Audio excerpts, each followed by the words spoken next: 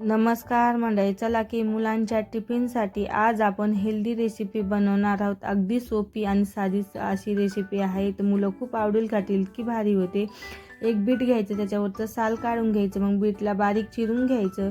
Bit चिरलं की मिक्सरच्या जारमध्ये bit टाकून घ्यायचं, मग त्याच्यात थोडं पाणी टाकायचं, मिक्सरमधून बारीक करून घ्यायचं, मग त्या बाउलमध्ये काढून घ्यायचं। त्याच्यात उकडलेला बटाटा टाकून घ्यायचा, त्याला बटाटा टाकले, त्यात मसाले टाकून घ्यायचे सर्व, जिरे पावडर, धने powder, chaat masala, ऑरेगॅनो, chilli flakes, अद्रक लसूणची पेस्ट, लाल तिखट, चवीपुरतं मीठ टाकून घ्यायचं। मग त्याच्यामध्ये गव्हाचं पीठ टाकून घ्यायचं आणि छान कणिक मळून घ्यायची। घट्टसं कणिक छान मळून 10 मिनटं साईडला ठेवायची। मग एक छोटा गोळा घ्यायचा आणि पराठा लाटून घ्यायचा, जास्त जाड नाही पातळ नाही असा पराठा लाटून घ्यायचा, तव्यावर टाकून घ्यायचा, दोन्ही साईडनं भाजून घ्यायचा आणि तूप लावायचं, तुम्ही बटर पण लावू शकतात। खूप छान पराठा मऊ लुसलुसीत असा पराठा तयार होतो। नक्की एकदा करून बघा आणि चॅनलला सबस्क्राईब करा। आवडला असला तर कमेंटमध्ये सांगा। बाय, चला भेटूया नवीन रेसिपी सोबत।